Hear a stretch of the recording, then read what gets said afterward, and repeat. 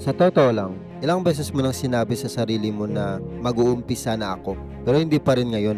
Kasi feeling mo hindi ka pa handa, kulang ka pa sa knowledge, kulang pa sa plano, kulang pa sa confidence. Pero ito ang totoo, walang taong nagiging ready bago magsimula. Nagiging ready sila habang ginagawa nila. Habang naghahanap ka ng perfect timing, may ibang nagsisimula kahit hindi sigurado. At habang umaandar sila, natututo sila. Habang ikaw, nag-iisip pa.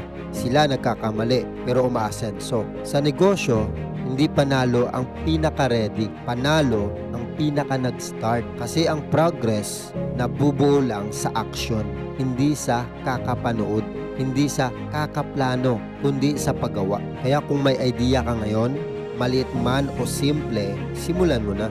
Kahit hindi perfect, kahit hindi pa kumpleto. Dahil bawat galaw mo, isang hakbang papalapit sa success. Kung gusto mo pa ng ganitong mindset at real life lessons, subscribe ka at samahan mo ako sa journey.